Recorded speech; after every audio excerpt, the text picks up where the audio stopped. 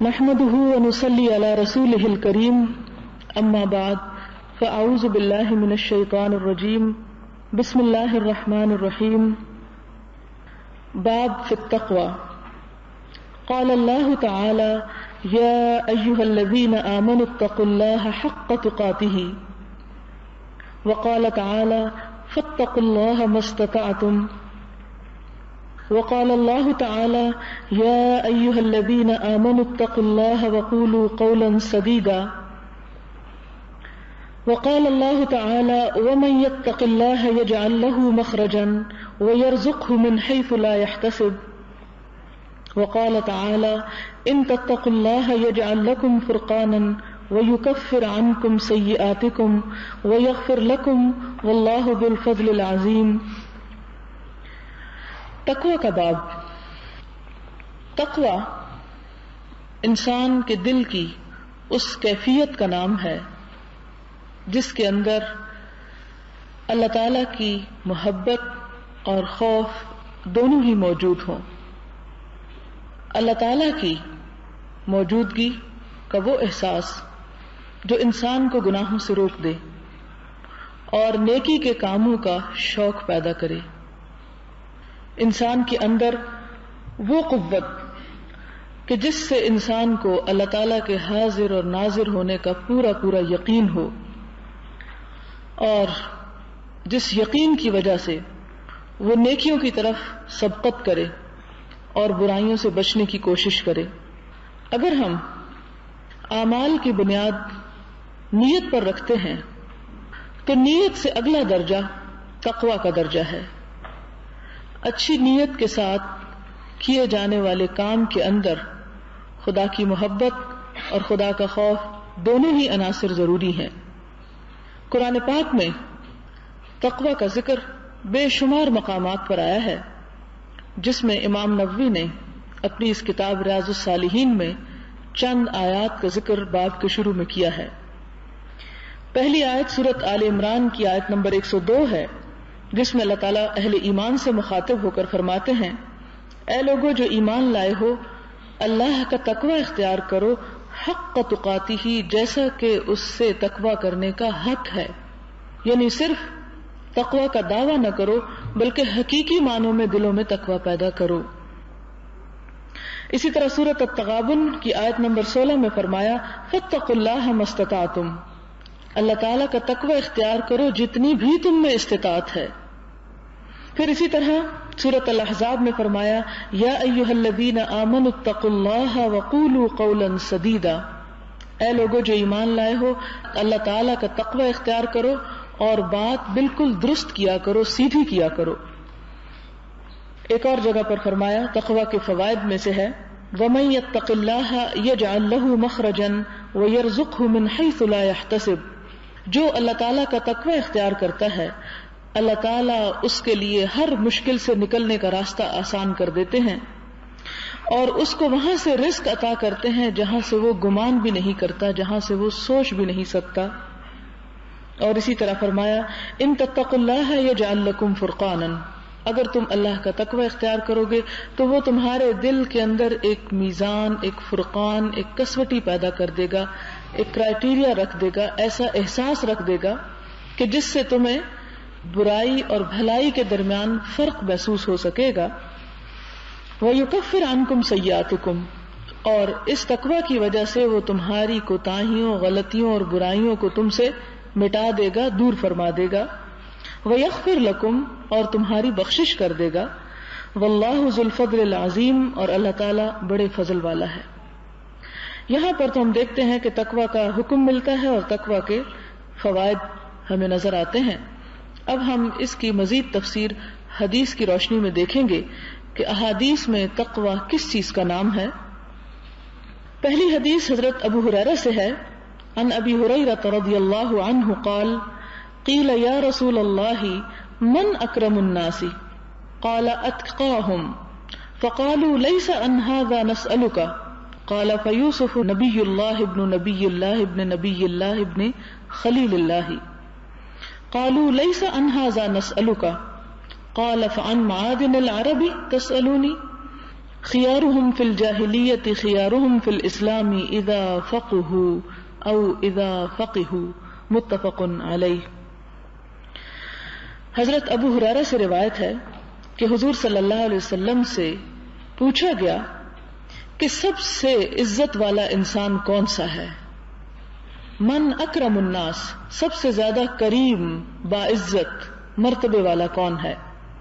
قال، آپ صلی اللہ علیہ وسلم نے فرمایا، اتقاہم، ان میں سب سے زیادہ اللہ کا تقوی رکھنے والا، کہ جس کے دل میں خدا کی محبت ہوگی وہ خدا کو کبھی ناراض نہیں کرنا چاہے گا، اور جس کے دل میں خدا کا خوف ہوگا وہ کبھی کھلے عام خدا کی نافرمانی پر جرأت نہیں کرے گا۔ لوگوں نے عرض کیا، ہم اس کے بارے میں نہیں پوچھ رہے۔ آپ نے فرمایا تو کیا پھر یوسف علیہ السلام کے بارے میں کہ سب سے زیادہ باعزت اور مکرم انسان کون ہے؟ تو وہ یوسف علیہ السلام ہیں جو اللہ کے نبی بھی ہیں، اللہ کے نبی کے بیٹے ہیں، اللہ کے نبی کے پوتے ہیں،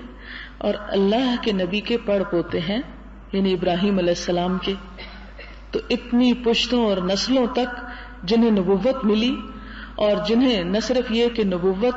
ان کے آباء و اجداد کو ملی بلکہ اس کے ساتھ ساتھ دنیا کی بادشاہی بھی انہیں نصیب ہوئی، تو انہیں دنیا اور آخرت دونوں میں عزت نصیب ہوئی۔ لوگوں نے کہا، لیس عن ھذا نسألک، ہم آپ سے اس کے بارے میں نہیں پوچھ رہے۔ قال فعن معادن العرب تسألونی، تو کیا تم عربوں کے بڑے بڑے لوگوں کے بارے میں مجھ سے پوچھتے ہو کہ ان میں سے یا تمہارے درمیان میں سے سب سے بڑا کون ہے، سب سے زیادہ باعزت کون ہے؟ تو آپ نے فرمایا، خیارہم فی الجاہلیۃ خیارہم فی الاسلام، کہ ان میں سے جو جاہلیت میں بہترین لوگ تھے وہی اسلام میں بھی بہترین لوگ ہیں، اذا فقہوا، جب وہ دین میں سمجھ بوجھ پیدا کر لیں۔ اس حدیث سے ہمیں بہت سی باتیں پتہ چلتی ہیں۔ پہلی بات تو یہ کہ حضور صلی اللہ علیہ وسلم لوگوں کے سوالات کا بڑے تحمل سے جواب دیتے تھے۔ ایک دفعہ سوال کرتے ہیں، آپ صلی اللہ علیہ وسلم جواب دیتے ہیں، لوگ کہتے ہیں نہیں یہ نہیں ہم پوچھ رہے ہیں، ہم کچھ اور پوچھ رہے ہیں، اور بتاتے بھی نہیں کیا پوچھ رہے ہیں۔ پھر حضور صلی اللہ علیہ وسلم دوسرا جواب دیتے ہیں، وہ کہتے ہیں نہیں ہم آپ سے یہ بھی نہیں پوچھ رہے۔ پھر وہ تیسری مرتبہ آپ صلی اللہ علیہ وسلم جواب دیتے ہیں تو انہیں اپنا مقصود ملتا ہے کہ ہم آپ سے اس چیز کے بارے میں پوچھ رہے ہیں۔ پہلی بات تو ہمیں یہ پتہ چلی کہ آپ صلی اللہ علیہ وسلم لوگوں کے ساتھ نہایت تحمل کے ساتھ معاملہ کرتے تھے اور ان کے سوالات پر تنگ نہیں ہوتے تھے۔ ہمیں بھی لوگوں کے ساتھ اسی طرح کا معاملہ کرنا چاہیے، خاص طور پر دین کے معاملات میں، یا خاص طور پر ایک استاد ہونے کے ناطے سے۔ ایک استاد کا مقام یہ ہے کہ اگر طالب علم ایک مرتبہ سے دوسری یا تیسری مرتبہ کوئی بات پوچھے تو اس کو تنگ دل نہیں ہونا چاہیے، بہت خوشی کے ساتھ ان سوالوں کا جواب دینا چاہیے، حتیٰ کہ طالب علم مطمئن ہو جائے۔ دوسری بات ہمیں یہاں یہ پتہ چلتی ہے کہ حضور صلی اللہ علیہ وسلم لوگوں کے دلوں یا غیب کے حالات نہیں جانتے تھے۔ اگر آپ کے پاس غیب کا علم ہوتا تو پہلی ہی مرتبہ آپ وہ جواب دیتے جو لوگوں کے دلوں میں تھا۔ لوگوں کا سوال جو تھا وہ صرف مبہم سوال تھا، جس سے آپ صرف گیس کر رہے تھے کہ شاید ان کے ذہن میں یہ سوال ہے، شاید یہ پوچھنا چاہتے ہیں۔ لیکن جب دو طرح سے انہیں پتا چلا کہ یہ نہیں تو تیسرا جواب پھر دیا، پہلے ہی نمبر پر وہ تیسرا جواب نہیں ہے۔ لیکن آج ہم نہ صرف یہ کہ اللہ کے رسول صلی اللہ علیہ وسلم کے بارے میں بلکہ اور لوگوں کے بارے میں بھی یہ سمجھنے لگے ہیں کہ وہ غیب کا علم جانتے ہیں یا دلوں کے حال جانتے ہیں۔ دلوں کا حال سوائے اللہ تعالیٰ کی ذات کے کوئی نہیں جانتا۔ یہ ہمارے ایمان کا حصہ ہونا چاہیے،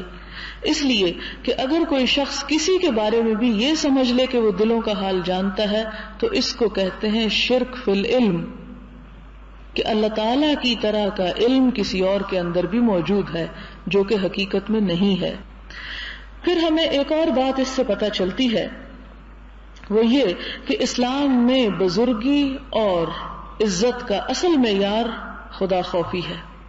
یہاں یہ نہیں فرمایا کہ جو سب سے زیادہ نمازیں پڑھے یا سب سے زیادہ صدقہ خیرات کرے یا سب سے زیادہ ایسا اور ایسا کرے، نہیں، جو سب سے زیادہ خدا سے محبت کرنے والا، خدا کا خوف رکھنے والا، خدا کی پریزنس کو فیل کرنے والا اور خدا کی خاطر نیکیوں میں آگے بڑھنے والا، خواہ وہ پھر کوئی بھی نیکی اس سے سرزد ہو، خواہ وہ چھوٹی ہو یا بڑی ہو،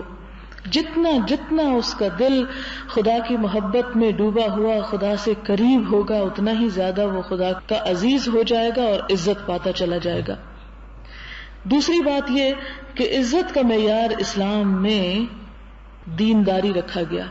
جیسا کہ ہم دیکھتے ہیں کہ نبی صلی اللہ علیہ وسلم کے دوسرے جواب میں ہم نبوت کو عزت کا معیار سمجھتے ہیں۔ آپ صلی اللہ علیہ وسلم نے عزت کا معیار نبوت قرار دیا،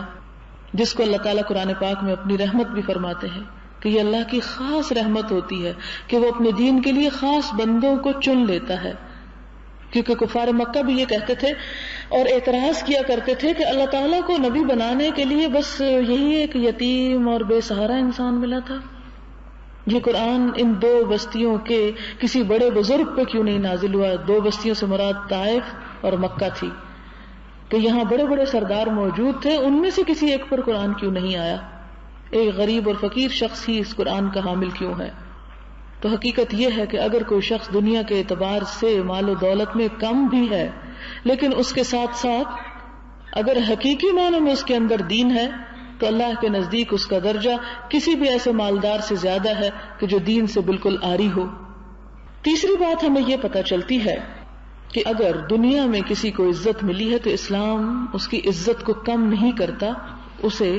برقرار رکھتا ہے۔ یعنی دنیا کے اعتبار سے اگر کسی کو اللہ تعالیٰ نے عزت دی ہے، مال و دولت کے اعتبار سے، عہدے کے اعتبار سے، علم کے اعتبار سے، عقل کے اعتبار سے، سمجھ بوجھ اور حکمت کے اعتبار سے، اگر اللہ تعالیٰ نے کسی انسان کا درجہ دوسرے انسانوں پہ بڑھا دیا ہے تو اسلام اس لیے نہیں آیا کہ عزت والوں کو ذلیل کر دے، جیسے کہ عام طور پر یہ سوچا جاتا ہے کہ ہائے اگر اسلام لے آئے تو پھر پتہ نہیں کیا نقصان ہو جائے ہمارا اور دنیا میں ہماری ویلیو کم ہو جائے یا ہماری عزت کم ہو جائے۔ نہیں، اسلام یہاں اس عزت کو جو لوگوں کو جاہلیت میں حاصل تھی، سرداری، اس کو برقرار رکھتا ہے کہ وہ برقرار رہے گی، اس میں کمی نہیں آئے گی، بس صرف ایک شرط ہے، وہ کیا ہے؟ اذا فقہوا، جو وہ دین میں سمجھ بوجھ پیدا کر لیں۔ اگر دین کی سمجھ نہیں تو پھر اللہ کے نزدیک کوئی مقام نہیں، ہاں دنیا میں کسی ایک اعتبار سے مقام ہو بھی تو۔ یہاں ہم دیکھتے ہیں کہ حضور صلی اللہ علیہ وسلم جہاں ایک طرف غیب کا علم نہیں بھی جانتے، لیکن وہ ایک بہت ہی پرحکمت انداز میں لوگوں کو جواب دے رہے ہیں۔ ذرا اپنے آپ کو اس جگہ پر رکھ کر دیکھیں، اگر کوئی آپ سے ایسی پہیلیاں بجھوانے لگے تو آپ ایک سے دو اور دوسری سے تیسری مرتبہ حوصلہ ہار دیں گے اور کہیں گے جاؤ جاؤ میرا سر نہ کھاؤ۔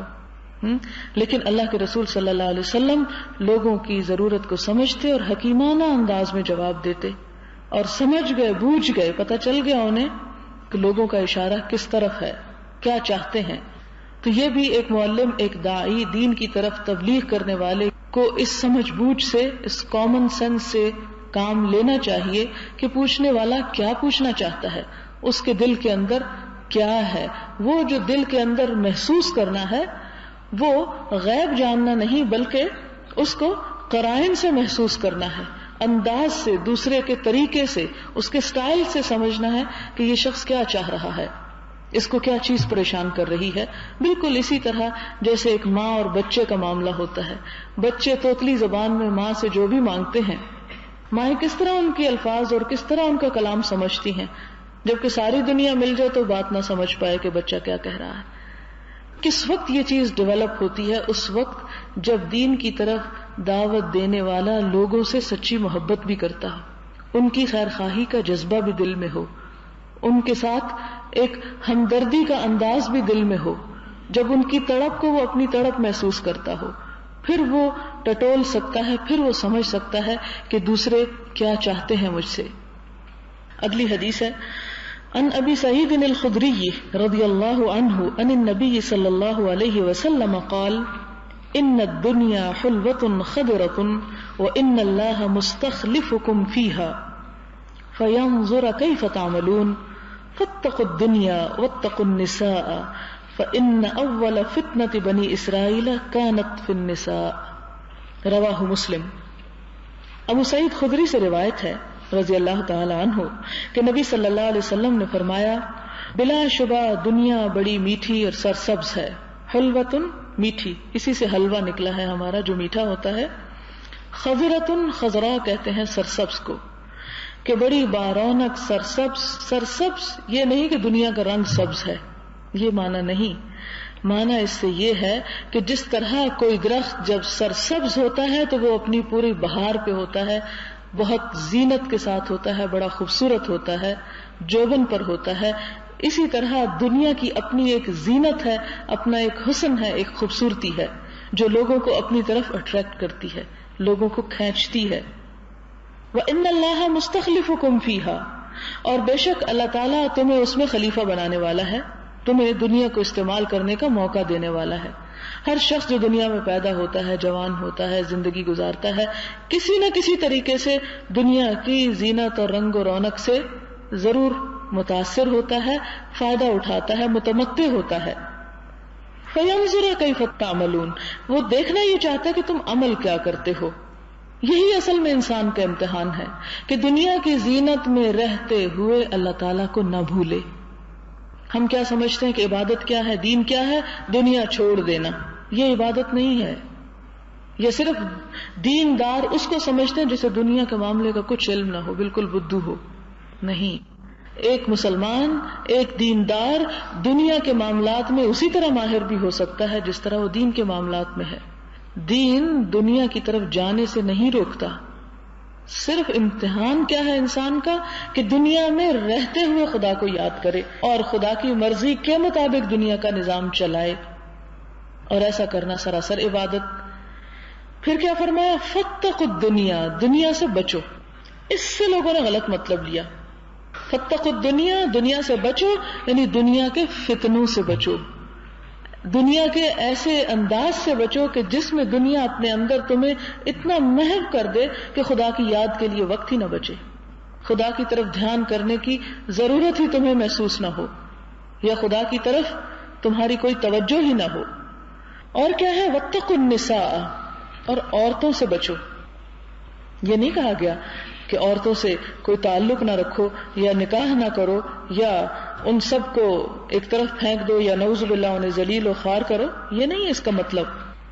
اس کا مطلب یہ ہے کہ غلط تعلق سے بچو. جو جس کا مقام ہے وہ اس کو دو. جو ماں کا مقام ہے اسے ماں سمجھو اور اس کے حقوق ادا کرو. جو بہن کی حرمت اور عزت کا مقام ہے اسے وہ دو. جو بیوی کے حقوق ہے اسے وہ دو. اور جو بیٹی کی حیثیت سے تمہارے اوپر ایک امانت ہے اسے پورا کرو. لیکن وہ ان 4 رشتوں کے باہر کی عورتیں، وہ جو صلہ رحمی کے ضمن میں آتی ہیں وہ تو ٹھیک ہے، یعنی محرم عورتیں، لیکن وہ جو تمہاری کسی حرمت میں نہیں آتی ان کے ساتھ تعلق رکھنے سے بچو، یعنی عورتوں سے غلط تعلقات سے بچو. کیوں؟ اس لیے کہ پہلا فتنہ بنی اسرائیل کے لیے عورتیں ثابت ہوئیں. اور حقیقت یہ ہے کہ جس قوم کے اندر فساد ڈالنا ہو اس کی عورت کو بگاڑ دو. اگر عورت بگڑ جائے تو گھر بگڑ جاتا ہے، گھر بگڑ جائے تو نسلیں بگڑتی ہیں، نسلیں بگڑیں تو معاشرہ پورا اس کی لپیٹ میں آتا ہے، اور اگر عورت سنور جائے تو پورا معاشرہ سنور سکتا ہے. اس لیے کہ انسانیت کا پہلا مدرسہ عورت ہے، انسانیت کی پہلی تعلیم گاہ عورت ہے. اور عورتوں کا فتنہ یہی ہے کہ اگر ایک گھر خراب ہوتا ہے تو اس کے نتائج دور دور تک جاتے ہیں. آج کل بیجنگ میں جو کانفرنس خواتین کے لیے ہو رہی ہے اس کے ایجنڈے پر اگر آپ غور کریں، اور اس سے پہلے کائرو کانفرنس جو ہو چکی ہے اگر اس کے نکات پر غور کریں تو اس میں جو چیز ہم سب کو بہت ہی ہوشیار کرنے والی ہے اور جس سے خبردار ہونے کی ضرورت ہے وہ یہ کہ خصوصاً مسلم معاشرے جہاں ابھی تک فیملی لائف خاصی حد تک محفوظ اور مضبوط ہے، ان کو بگاڑنے کے لیے ایسے ایسے طریقے اور ایسی ایسی چیزیں لائی جا رہی ہیں کہ خدا نہ خواستہ اگر کسی طریقے سے وہ ہمارے معاشروں میں سرایت کر جاتی ہیں تو دنیا میں بھی ابھی ہم نے کوئی ترقی نہیں کی. خدشہ اس بات کا ہے کہ دین کا بھی نقصان نہ ہو جائے. وہ اس لیے کہ اس میں اہم بات اور بہت غور سے سننے والی جو بات ہے وہ یہ کہ عورت اور مرد کے رول کو کمپلیمنٹری نہیں بلکہ پیورلی اکوالٹی کی بنیاد پر رکھا جا رہا ہے. کوشش یہ کی جا رہی ہے کہ ایسی چیزیں سامنے آ سکیں کہ جس میں دونوں کے دونوں بالکل برابر حیثیت سے معاشرے میں جی سکیں. اسلام اگرچہ عورت اور مرد کو ایک جنس ایک انسان سمجھتا ہے، اجر اور حقوق میں برابری دیتا ہے، لیکن دونوں کا دائرہ کار اس نے بالکل مختلف رکھا ہے. مرد کے ذمہ جو ذمہ داریاں ہیں وہ مرد کی ذمہ داریاں ہیں، عورت کے اوپر جو ذمہ داریاں ہیں وہ عورت کی ذمہ داریاں ہیں. لیکن عورت کی آزادی کے نام پر اور عورت کو حقوق دلانے کے نام پر عورت کو ایک ایسی جگہ لا کے کھڑا کیا جا رہا ہے کہ جہاں پر عورت اگر اپنی ذمہ داریوں سے فرار حاصل کرنا بھی چاہے تو فرار حاصل نہیں کر سکتی. وہ کس طرح کہ اللہ تعالیٰ نے عورت کے اوپر ماں بننے کی جو ذمہ داری ڈالی ہے، بچے کی تربیت کی جو ذمہ داری ڈالی ہے، اگر عورت اس سے دستبردار ہو جائے تو انسان کی ترقی کے سارے دروازے بند ہو جاتے ہیں. یعنی آپ فیکٹریوں میں سامان زندگی تو تیار کریں، لیکن اگر بچے گھروں میں ذلیل و خوار ہوں تو اس میں اس کو خسارہ نہیں سمجھا جائے گا، لیکن اگر عورت کے ہاتھ چند مشینیں نہ بنا سکیں تو اسے ملکی خسارہ سمجھا جائے گا. یہ ایک ایسی انوکھی منطق ہے کہ جو سراسر انسانیت کے خلاف ایک جنگ ہے. اس میں آپ دیکھیں کہ اگر ایکویلٹی کی بات ہوگی تو اس کا مطلب یہ ہے کہ عورت کا جو ماں کا رول ہے وہ اس سے پہلے ختم کیا جائے اور مرد کو بھی اس رول میں شریک کیا جائے، پھر تو بات ہوگی ایکویلٹی کی. اور اگر ایسا نہیں تو عورت جہاں اپنی بنیادی ذمہ داری بھی نبھائے وہاں پر وہ مردوں جیسے بھی کام کرے تو یہ تو ایکویلٹی نہیں ہو سکتی. یہ تو ایکویلٹی کے نام پر ایک دھوکہ ہے جو عورت سے کیا جا رہا ہے کہ وہ یہ سب کام بھی کرے اور پھر مردوں والے کام بھی کرے. وہ دھوکہ کس طرح دیا جا رہا ہے؟ وہ دھوکہ اس طرح دیا جا رہا ہے کہ یہ ایک مطالبہ ہے اس میں کہ تمام فیلڈز آف لائف میں عورت کو کام کرنے کے برابر چانسز دیے جائیں، خواہ وہ کوئی بھی فیلڈ ہو. مثال کے طور پر فوج، اس میں آدھا 50% کوٹا جو ہے وہ عورتوں کے لیے ہونا چاہیے، اور اگر اس کام کے لیے عورتیں فٹ نہیں تو وہاں مردوں کو نہیں بھرتی کیا جانا چاہیے، اسے خالی چھوڑ دینا چاہیے. اگر آپ زندگی کا ایسا کوئی نمونہ یا ایسا کوئی تصور قائم کر بھی لیں تو آپ یہ بتائیں کہ کیا ہر عورت کام کرنے کے قابل ہے، یا ہر عورت وہ کام کرنے کے قابل ہے جو مردوں کا کام ہے؟ یا پھر آپ دیکھیں کہ اگر ہم اللہ تعالیٰ کی اس فطرت کو بدلتے ہیں جس کا آپ سورۃ المائدہ میں پڑھ چکے ہیں، کہ جس میں یہ کہا گیا کہ شیطان نے یہ قسم کھائی تھی کہ میں لوگوں کو ضرور اس بات پر مجبور کر دوں گا کہ وہ اللہ کی خلق کو تبدیل کر دیں. اور میں سمجھتی ہوں کہ یہ اللہ کی خلق کو تبدیل کرنے والی بات ہے. عورت کو اگر زبردستی اس کے اس بایولوجیکل رول سے جو وہ ادا کرتی ہے روکا جائے تو میڈیکلی کتنی کمپلیکیشنز عورت کے جسم کے اندر پیدا ہوتی ہیں، اور اس سے جتنے مسائل آگے بڑھیں گے جذباتی بھی اور جسمانی بھی، اس کا سدباب کرنے کے لیے آپ کے پاس وہ ہتھیار نہیں ہے، آپ کے پاس وہ فیسلٹیز نہیں ہیں. یہ بہرحال آج کی اس محفل کا گفتگو کا موضوع نہیں ہے کہ جس پر میں بہت تفصیل سے جاؤں، لیکن جو کچھ ہو رہا ہے وہاں اس پر میں آپ سب کو کہوں کہ ایک نظر ضرور رکھیں کہ وہاں ہو کیا رہا ہے. کیوں؟ اس لیے کہ اللہ تعالیٰ نے آپ کو سمجھ بوجھ دی ہے، آپ کو علم دیا ہے، آپ کو سوچنے سمجھنے کی صلاحیت دی ہے. آپ اس سے کام لے کر اس آنے والے خطرے کے لیے اپنے آپ کو تیار کریں کہ ہم امت مسلمہ سوئی ہوئی ہے، غیر ہمارے بارے میں جو چاہیں فیصلے کریں، جیسے چاہیں قانون بنا دیں، جس طرح چاہیں ہم پر اثر انداز ہو جائیں، جس طرح چاہیں ہمارے معاشروں کو بگاڑ دیں. اس لیے کہ مغرب کا بنیادی طور پر بگاڑ ہی گھر سے شروع ہوا ہے. اب چونکہ اپنے بگاڑ کو تو وہ کنٹرول نہیں کر سکے، لہذا اب وہ اس کوشش میں ہے باقی دنیا جو اس بگاڑ سے محفوظ ہے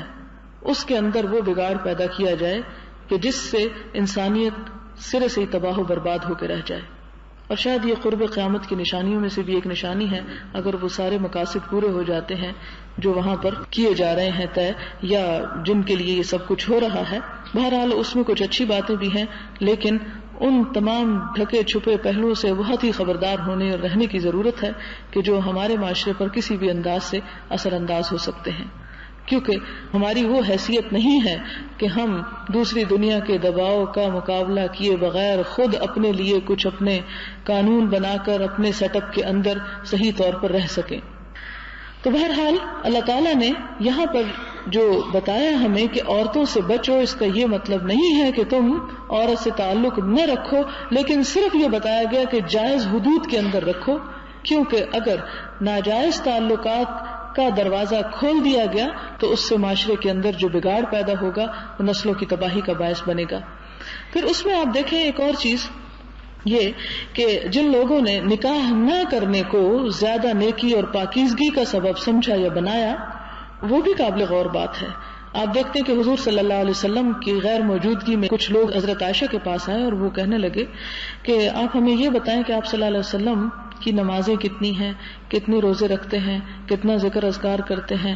اور کیا کیا کھاتے پیتے ہیں، ساری آپ کی پرائیویٹ لائف کے بارے میں پوچھا۔ جب حضرت عائشہ نے بتایا تو بخاری کے الفاظ ہیں کہ انہوں نے اس کو کم سمجھا اور کہنے لگے چونکہ وہ تو اللہ کے رسول ہیں، اس لیے اگر وہ روزے کبھی رکھتے ہیں اور کبھی نہیں رکھتے، کبھی رات کو نماز پڑھتے ہیں اور کبھی نہیں پڑھتے، اور گوشت بھی کھا لیتے ہیں، گھی بھی کھا لیتے ہیں، تو ان کے لیے تو ٹھیک ہے، لیکن ہم تو گناہگار مخلوق ہیں، لہٰذا ایک نے کہا میں شادی نہیں کروں گا، دوسرے نے کہا میں کبھی روزہ نہیں چھوڑوں گا، تیسرے نے کہا میں کبھی رات کو نہیں سوؤں گا۔ حضور صلی اللہ علیہ وسلم جب گھر تشریف لائے، حضرت عائشہ نے ان کو یہ قصہ سنایا تو آپ صلی اللہ علیہ وسلم سخت ناراض ہوئے اور اسی وقت لوگوں کو جمع کیا اور خطبہ ارشاد فرمایا کہ لوگوں دیکھو، میں روزہ رکھتا بھی ہوں، افطار بھی کرتا ہوں، رات کو نماز پڑھتا ہوں اور سوتا بھی ہوں، میں نکاح بھی کرتا ہوں، میں گوشت بھی کھاتا ہوں، جو میری سنت پر نہیں چلے گا اس کا مجھ سے کوئی تعلق نہیں۔ اور فرمایا کہ من رغب عن سنتی فلیس منی، جس نے میری سنت سے منہ موڑا اس کا مجھ سے کوئی تعلق نہیں۔ تو یہ دنیا میں رہنا، جینا اور بسنا اور دنیا کے معاملات کو نبھانا، شادی بیاہ اور اچھا کھانا، یہ نہ تو غیر اسلامی ہے اور نہ ناجائز ہے اگر یہ حلال اور جائز حدود کے اندر ہے یہ سب کچھ۔ تیسری حدیث ہے عن ابن مسعود رضی اللہ عنہ ان النبی صلی اللہ علیہ وسلم کان یقول اللہم انی اسألک الہدی والتقی والعفاف والغنی، رواہ مسلم۔ مسلم کی اس حدیث کا مطلب یہ ہے، حضور صلی اللہ علیہ وسلم یہ دعا مانگا کرتے تھے، اللہم اے اللہ، انی اسألک بے شک میں مانگتا ہوں تجھ سے، الہدا ہدایت، والتقی اور تقوی، والعفاف اور پاک دامنی، والغنا اور لوگوں سے بے پرواہی، یا غنا یعنی دنیا میں بقدر کفاف روزی اور رزق کا ہونا۔ یہ ان اہم نعمتوں میں سے ہیں یہ ساری چیزیں کہ جو اگر ایک بندہ مومن کو مل جائیں تو اس کی زندگی واقعی ایک بہترین زندگی ہو سکتی ہے، کہ جس میں اللہ تعالیٰ کی رہنمائی بھی شامل ہو، یعنی الہدا اللہ تعالیٰ کی خاص رہنمائی، التقی خاص و تقوی کی کیفیت جو انسان کے دل میں اس طرح چھا جائے کہ عمل بدل دے، عفافہ پاک دامنی یعنی ہر غلط کام سے، بے حیائی اور فحاشی کے کام سے انسان اپنے آپ کو بچا کے رکھے، والغنا اور غنا بے پرواہی کی وہ کیفیت جو دل سے انسان کے دنیا کا لالچ اور دوسروں سے غرض مندی کو ختم کر دے۔ اور یہ بھی ایک بہت اعلیٰ درجے کی صفت ہے کہ انسان کسی سے بھی میل جول رکھے، کسی سے بھی تعلق اور دوستی اور محبت رکھے تو اس میں خود غرضی کا عنصر نہ ہو، اس میں کچھ دوسرے سے وصول کرنے اور لینے اور بٹورنے کا عنصر نہ ہو، بلکہ سب کچھ وہ معاملات انسان اپنے رب پر چھوڑے، اس سے مانگے اور صاف دل کے ساتھ اور صاف نیت کے ساتھ انسان دوسروں کے ساتھ خیر خواہی کا معاملہ کرے۔ یہ نہ ہو کہ مسکراہٹ کا سبب کسی دوسرے مقصد کا حصول ہو، اور اگر ایسا ہے تو انسان لازمی طور پر دوسروں کا غلام ہو کر رہ جاتا ہے۔ چوتھی حدیث ہے عن ابی طریف عدی بن حاتم الطائی رضی اللہ عنہ قال سمعت رسول اللہ صلی اللہ علیہ وسلم یقول من حلف على یمین ثم رأى اتقى للہ منها فلیأت التقوی، رواہ مسلم۔ مسلم کی اس حدیث کا مطلب یہ ہے کہ حضور صلی اللہ علیہ وسلم نے فرمایا کہ اگر کوئی شخص کسی بات پر قسم کھا لے پھر اسے کوئی ایسی بات معلوم ہو جو تقوی کے اعتبار سے اللہ کے نزدیک بہتر ہو تو اسے وہی بات اختیار کرنی چاہیے جو تقوی سے قریب تر ہو، اور اس بات کو چھوڑ دینا چاہیے کہ جو تقوی سے دور ہو، خواہ اس پر قسم ہی کیوں نہ کھا بیٹھا ہو۔ یعنی بعض اوقات انسان کسی سے وعدہ کر لیتا ہے، بعض اوقات انسان ایک کام کرنے کی نیت عزم ارادہ کر لیتا ہے، اور بعض اوقات اس ارادے پر قسم تک کھا بیٹھتا ہے جو کہ وعدے کی ایک انتہائی شکل ہوتی ہے، لیکن اس کے بعد جب وہ یہ سب کچھ کر بیٹھتا ہے تو دیکھتا ہے کہ ایسا کرنے کی بجائے کسی اور چیز کے کرنے میں اللہ تعالیٰ کی خوشی زیادہ پنہا ہے، تو وہ قسم کھائی ہوئی چیز کو چھوڑ کر اس دوسری کو اختیار کر لیتا ہے۔ اور اس کا مفہوم کیا بنتا ہے؟ اس کا مفہوم یہ بنتا ہے کہ ایسی قسم کو نبھانا نہیں چاہیے، اور اس کے دو طریقے ہیں۔ علماء کے درمیان دو آراء ہیں۔ ایک رائے یہ کہتی ہے کہ اس قسم کو توڑ دینا ہی نیکی ہے، یہی تقویٰ ہے، اور دوسرا یہ کہتا ہے کہ اس قسم کو توڑ کر انسان بہتر رائے اختیار کر لے اور اس قسم کا کفارہ ادا کر دے۔ لیکن جو زیادہ راجح رائے ہے اور بہترین رائے ہے وہ یہی ہے کہ کفارے کے بغیر بھی وہ قسم چھوڑ کر زیادہ نیکی کا کام کر لے۔ اس کی مثال یوں ہی ہے کہ جیسے اگر آپ نے ایک ارادہ کیا کہ میں 5 روپے صدقہ کروں گی مثلاً، اور قسم کھا لیں کہ 5 ضرور کروں گی، 5 سے کم نہیں کروں گی اور نہ 5 سے زیادہ کروں گی، تھوڑی دیر کے بعد آپ دیکھتے ہیں کہ ایسی جگہ خرچ کرنے کی نوبت آ جاتی ہے جہاں 10 خرچ کرنا زیادہ ثواب کی بات ہے، تو اس صورت میں کیا ہے، اس قسم کو توڑ کے انسان یہ اختیار کر لے۔ مثال کے طور پر انسان کسی سے وعدہ کر بیٹھتا ہے کہ میں تمہیں فلاں چیز ضرور دوں گا، لیکن اس کے بعد اس سے زیادہ ضرورت مند کوئی اور نظر آ جاتا ہے، تو ایسی صورت میں انسان کیا کرے، اس زیادہ ضرورت والی جگہ پر وہ معاملہ کر لے اور جو کم ہے اس سے معذرت کر لے، تو اس میں اللہ تعالیٰ کے نزدیک وہ کام زیادہ بہتر ہے۔ اگلی حدیث ہے عن ابی امامہ صدی بن عجلان الباہلی رضی اللہ عنہ قال سمعت رسول اللہ صلی اللہ علیہ وسلم يخطب في حجة الوداع فقال اتقوا الله وصلوا خمسكم وصوموا شهركم وأدوا زكاة أموالكم وأطيعوا أمراءكم تدخلوا جنة ربكم رواه الترمذي في آخر كتاب الصلاة وقال حديث حسن صحيح۔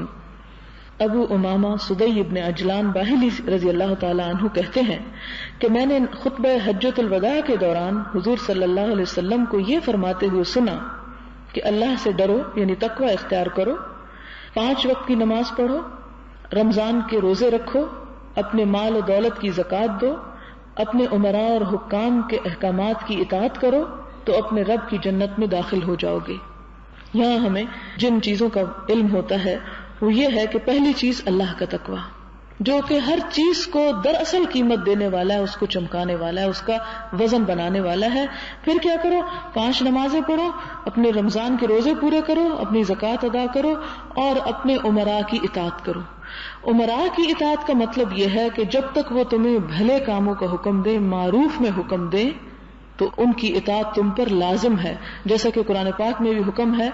اطیعوا اللہ و اطیعوا الرسول و اولی الامر منکم،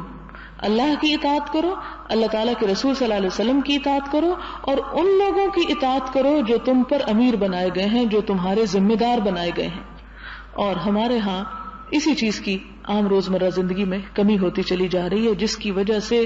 ہمارے کسی بھی فیلڈ میں کوئی ڈسپلن باقی نہیں رہا۔ ہم نے ہر ایک کو یعنی ذلیل اور رسوا کر کے رکھ دیا ہے،